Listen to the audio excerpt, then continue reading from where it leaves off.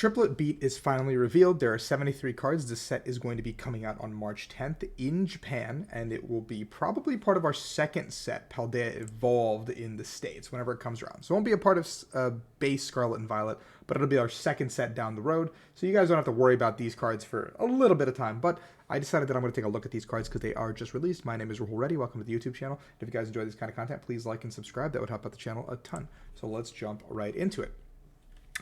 73 cards is not a lot, but however, our US sets usually revolve around 2 or 3 of these Japanese sets, or like a culmination of 2 plus like a half somewhere in there. So you can expect that this will probably make up like the first half of Paldea Evolved, and then we will have whatever the next set that's being released in April or May will kind of make up probably a good majority of the rest. A lot of cool arts. I don't really know what half of these do, or all of these do. I don't read Japanese. So I think we've seen some of these cards already across the board, so we're going to just kind of go through them together. Tropius has Leaf Drain, heals 20, and Tropical Winds, all energy to one of your Pokemon. Nothing crazy. I think 130 is a very weak number for 3 energy. Fungus looks for a Grass Pokemon, puts it onto your bench, and then Amoonguss is another status condition-based attack, as all the Amoongusses that exist kind of are 60 times, like 60 and then paralyzed. Sprigatito, I think we've already seen this art. It's an absolutely gorgeous, gorgeous alt art. I'm really glad they're continuing with them. I think alt arts are a really cool, or like alt arts or trainer gallery or whatever, I think are like a very cool art design compared to like the ugly rainbows we've had until now. So I'm a huge fan of these. Gather Sunshine, get 2 basic energies, nothing crazy, no like Seabombi there.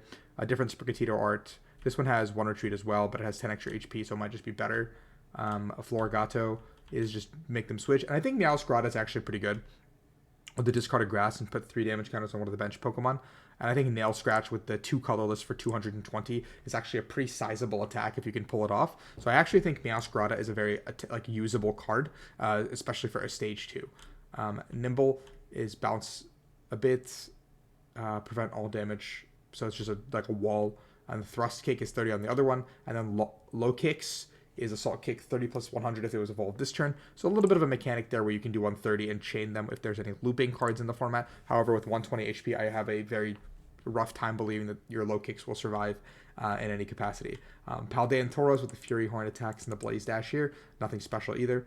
Larvesta and a Volcarona. Volcarona with the Flame Cloak, attaching a fire to this Pokemon. If it was to any Pokemon, maybe it's somewhat playable, but I think it's not at all with the fact that it's this Pokemon and 140 HP doesn't survive any attacks, unfortunately, in our current standard format and our probably future standard format. Litleo and Pyro. This Pyro is pretty mediocre. Over on 60, 20 to one of your opponent's bench Pokemon for a double colorless for 120. If it was 1 fire, it's still not playable, but it's better. But double colorless doesn't do it any justice. Oricorio heals 20 from your active evolution. Could be okay if you're playing like a tanky build of something like maybe Magnezone or Gardevoir or something where you're just tanking up with Oricorios and Cheryls and stuff like that. But I guess, again, Cheryl is just better because you just heal all the damage. But we'll see. Fuecoco with the beautiful art in the cart. Spacing out heal 30. Had empty, no thoughts. The Croclore getting the berry. Fire Breath 30, Hyper Voice 70. And then we have Skeledirge with the Vitality Song. And then I think Burning Voice is also a really good attack as well with the 270 and does 10 less for each damage counter. With the Choice Belt does 300. I guess if there's any other fire modifiers or the Hawlucha in the format, you can do 310 technically speaking. But I think this is also a very powerful attack because it's one of the few things that can hit those magic numbers in this format, with these EXs having 310 to 340 HP. So I think this could be realistically very playable. I just don't know what can bolster fire types in the format. Paldea and Tauros, also another interesting card, nothing crazy. This Magikarp art goes hard for no reason. It's gorgeous. Skill Jump, flip 2 coins. If both their heads, it does 20. That's nothing crazy either. Revenge Storm, 80 plus 100 if you have more prizes remaining. So, just whatever. I think that's a pretty heavy commitment. However, 180 HP on a stage 1 is a lot. But again, this is a really big commitment to actually play the game. I think it's pretty bad. Delibird, just double draw, you draw 2. Great for cubes and stuff. Terrible for real play. Weasel has basic attack. And then Floatzel has just put the cards back in your opponent's hand. Could be good for control stuff because like you can eventually set up a position where you can like control, like get a control board going, Floatzel up a card into their hand, and then you can set up some sort of loop with the base of that Floatzel. So I think this Floatzel can see some play in control, specifically paired with Zoroark to get it like cheated out into play.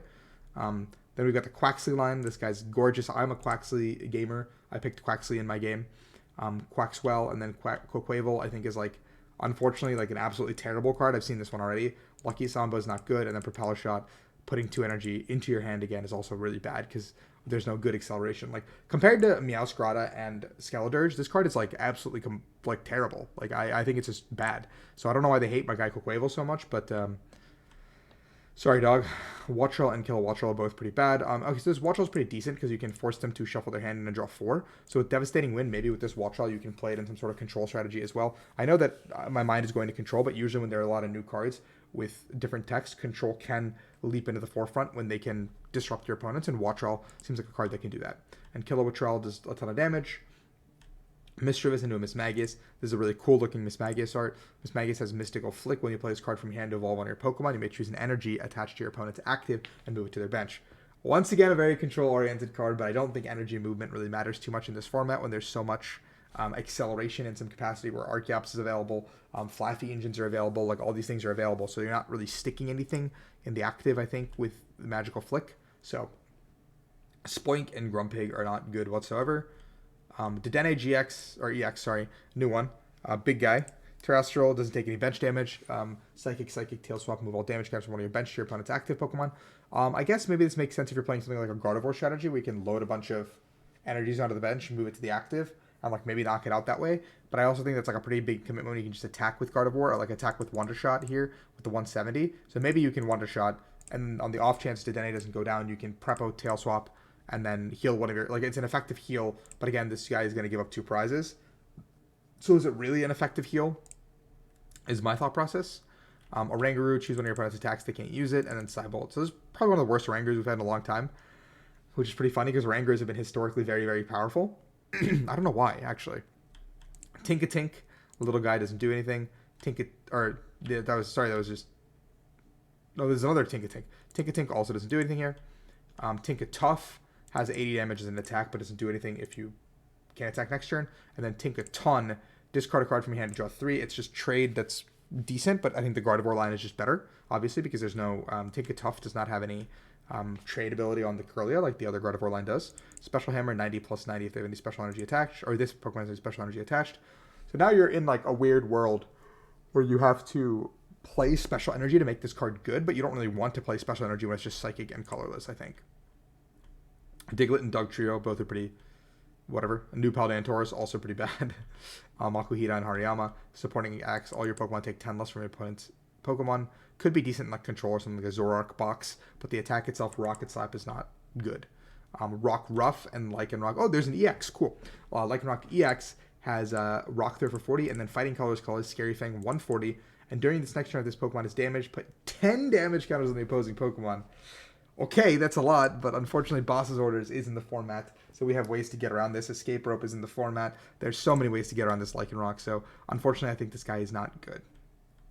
Phalanx, 70 plus 90 if there's another Phalanx on your bench. It's cute, but also if it was a double colorless, maybe it would probably be really good if it was just a double colorless, but Fighting Colors colorless is like makes it really hard to pull off turn after turn after turn. Like you can't chain those attacks.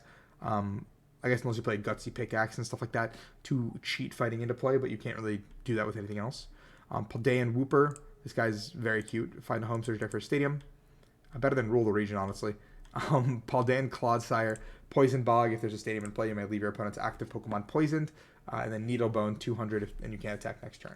So it's kind of interesting that you can play off Poison with the Poison Bug. So Clodsire could be a really good support Pokemon if there's like other things that are good with Poison. Like the Sableye makes a lot of sense, where 20 plus 70 if they're affected by special condition, but I don't think 90 is necessarily enough damage to make this worth it.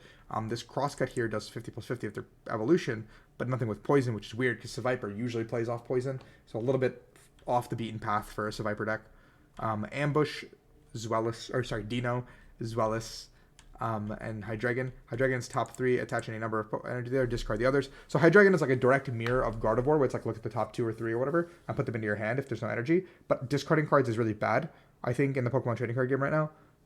And attaching them to your board, or like putting them in your, it's just bad. I think the discard is just bad. Salandit and Salazzle. Oh, they're dark types this time. They just come in every type, I guess. Like I think they were like psychic type at one point and like fire type at one point, and now we've got dark type ones. It's kind of crazy. They just kind of go wherever they want.